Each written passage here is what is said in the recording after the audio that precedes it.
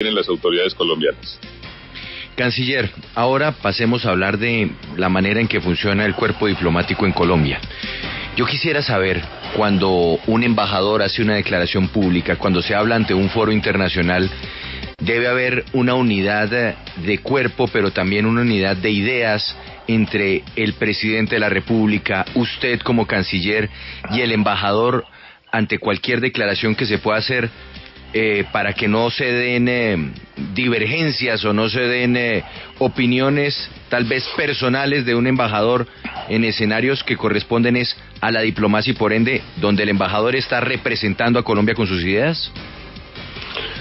La tarea de los embajadores, el deber de los embajadores es ser voceros de la política del gobierno que están representando. Ese es el deber de los embajadores. El deber de los embajadores es ser discretos y prudentes en las declaraciones que emiten en determinadas coyunturas. Y naturalmente, cuando eso no sucede, el gobierno tiene el deber de hacer las rectificaciones del caso, como acaba de suceder con el señor doctor Alejandro Ordóñez, embajador de Colombia ante la Organización de Estados Americanos.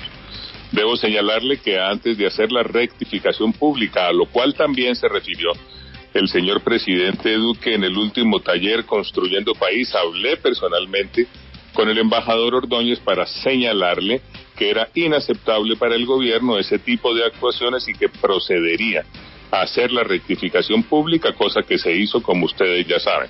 Esta actitud que se asumió en este caso la asumirá el gobierno en cualquiera otro caso y en cualquiera que sea la circunstancia, sí. Pero además existe la determinación de parte del presidente Duque de tomar las decisiones necesarias a la luz de los hechos que se presenten.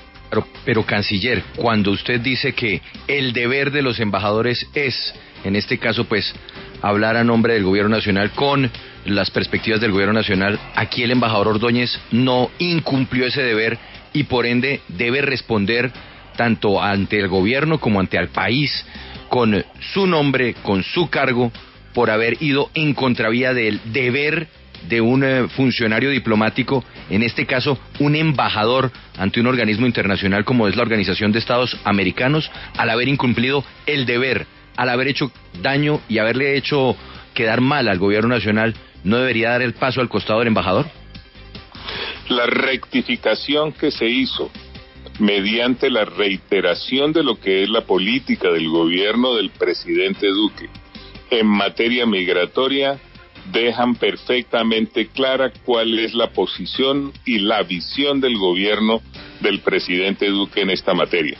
Pero esta rectificación también debe tomarse como el recordatorio que el gobierno le hace a nuestros embajadores respecto de lo que son sus deberes. Ministro, y adicionalmente debo reiterar ministro, que el... Perdóneme, ¿qué? Perdóneme, ministro, pero es que rectificó usted y el país lo vio en el video que grabó desde Lima rectificó el presidente. Pero el hombre que hizo las afirmaciones ante ese foro internacional de la Organización de Estados Americanos, de la OEA, fue el embajador, y él no ha rectificado. Bueno, fijó la política quien debe fijarla, que es el señor presidente de la República y quien le habla en su condición de ministro de Relaciones Exteriores. Pero entonces y yo naturalmente espero que el gobierno acepta Ordóñez que el embajador haga la rectificación del caso. Pero el gobierno entonces acepta que el embajador no reverse sus palabras. El gobierno acepta que el embajador nunca eche para atrás. Si me escuchó bien, que el gobierno espera que el embajador haga la rectificación del caso. Bueno, eso sí, queda clarísimo el mensaje.